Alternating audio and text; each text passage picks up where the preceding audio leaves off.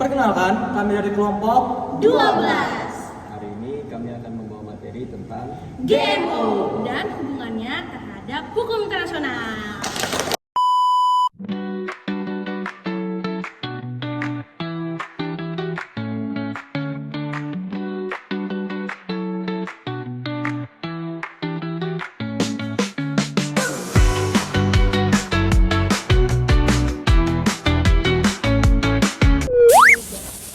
Sekarang aku akan jelasin tentang pengertian GMO.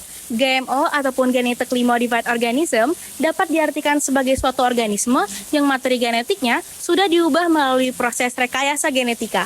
Nah, GMO ini merupakan penerapan dari bioteknologikal yang sekarang udah masif banget dilakukan di hampir seluruh negara di dunia. Adapun GMO ini biasanya diterapkan pada hewan ternak, ikan, ataupun tanaman budidaya yang menyebabkan hasil pangan dari GMO ini memiliki banyak keunggulan. Salah satu keunggulan yang paling utama adalah ketahanan terhadap biotik maupun abiotik. Nah, apa sih ketahanan akan biotik?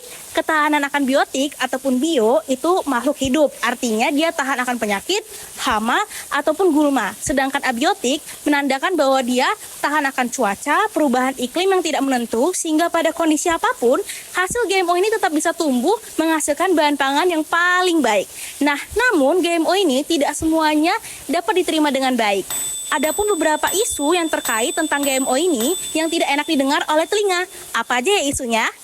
Isu utama GMO, yang pertama ada isu kesehatan. Sebenarnya belum ada bukti yang kuat terkait dengan bahaya penggunaan produk GMO bagi kesehatan.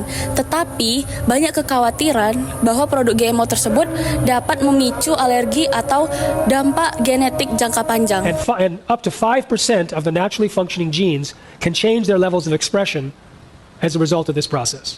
Yang kedua ada isu lingkungan, di mana produk tanaman GMO dapat melakukan perkawinan silang dengan tanaman lokal, yang dimana hal ini dapat membuat tanaman lokal kehilangan keberagamannya.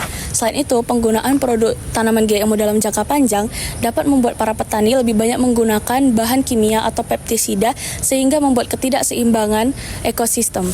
Yang ketiga ada isu ekonomi, di mana para petani ketergantungan membeli hasil tanaman GMO setiap musimnya karena adanya hak paten, di mana para petani tidak dapat menanam kembali hasil tanaman mereka sebelumnya. Saya adalah owner APC Healthy. Aduh, banyak juga ya isu yang mengatur GMO. Kayaknya jadi takut lah memakai produk GMO.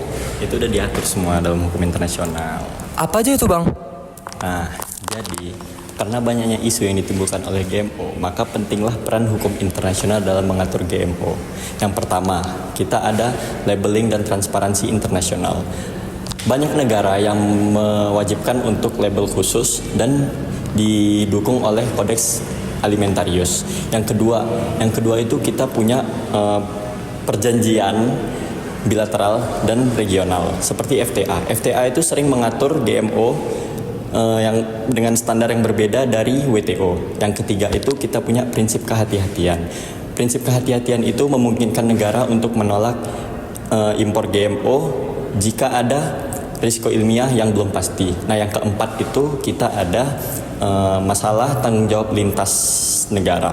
Masalah tanggung jawab lintas negara itu muncul jika penyebaran GMO merusak keanekaragaman hayati, meski mekanismenya itu lemah. Dan yang terakhir, kita itu ada LSM global. LSM global seperti Greenpeace itu turut mengatur kebijakan hukum internasional dalam mengatur WTO. Nah, karena kita sudah membahas itu semua, kita akan membahas tentang penerapan perdagangan GMO dalam perjanjian internasional. Nah, yang selanjutnya saya akan membahas tentang penerapan perdagangan GMO terhadap perjanjian internasional. Yang pertama, ada protokol Kartagena tentang keamanan hayati. Protokol ini memberikan hak kepada negara untuk menolak impor GMO apabila terjadi risiko pada lingkungan ataupun pada kesehatan, dan mewajibkan kepada negara pengekspor untuk memberikan informasi tentang produk tersebut, apakah produk tersebut mengandung GMO atau tidak. Yang kedua, ada WTO dan perjanjian SPS.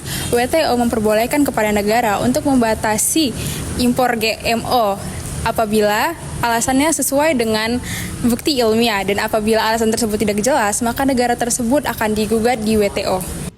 Yang ketiga ada Codex Alimentarius. Codex adalah standar internasional soal keamanan pangan yang juga mencakup produk GMO. Standar ini bersifat sukarela, tetapi juga menjadi acuan dalam penyelesaian sengketa dagang. Kali ini saya akan membahas kasus perselisihan yang terjadi antara negara Amerika Serikat, Kanada, Argentina melawan Uni Eropa yang mentitikberatkan permasalahan ini terhadap GMO atau Genetically Modified Organism. Permasalahan ini bermula ketika Uni Eropa menerapkan moratorium tidak resmi untuk menolak peredaran GMO ini secara luas. Namun, negara seperti Amerika, Kanada, dan Argentina yang merupakan eksportir terbesar menganggap bahwa hal ini tidak adil dan melanggar WTO. Tidak hanya perselisihan antar negara, muncul juga dampak internasional yang terjadi, yaitu yang pertama muncullah ketegangan antara peristiwa kesehatan masyarakat, lingkungan, dan liberalisasi perdagangan.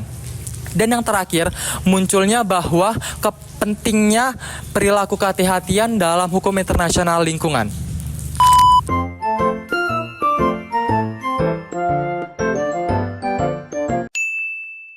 Nah, sekarang kan kami udah jelasin nih tentang GMO, pengertian, isu, dan juga studi kasus yang kami paparkan. Sekarang kami akan jelaskan tanggapan kami masing-masing terhadap eksistensi dari GMO itu. Menurut si GMO itu ya bagus ya, karena GMO itu meningkatkan hasil pertanian dan keamanan itu tanaman terhadap cuaca ekstrim ataupun hama. Betul juga, aku sama kayak Fahrezi, kami itu pro GMO karena kami ngerasa kalau GMO itu kan tetap bisa menghasilkan bahan pangan yang terbaik ya. Jadi akan sedikit kemungkinan untuk adanya kelaparan dan juga hasil pangannya itu nggak perlu ada pestisida, pastinya akan lebih ramah lingkungan sih. Tapi menurutku yang kayak kita tahu GMO itu kan memodifikasi genetik. Kayaknya nggak semua orang bakal bisa memodifikasi, jadi para petani pinggiran atau petani desa bakal kehilangan sebagian pekerjaannya. Dan yang aku tahu itu juga ada efek sampingnya sih. Gaby?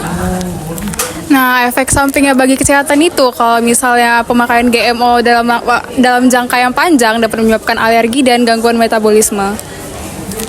Tapi biarpun GMO itu memunculkan kekhawatiran terkait dengan alergi atau gangguan kesehatan, tanaman GMO sudah diresmikan aman dan tidak bahaya untuk dikonsumsi. Oke, jadi itu aja tanggapan kelompok kami terhadap GMO.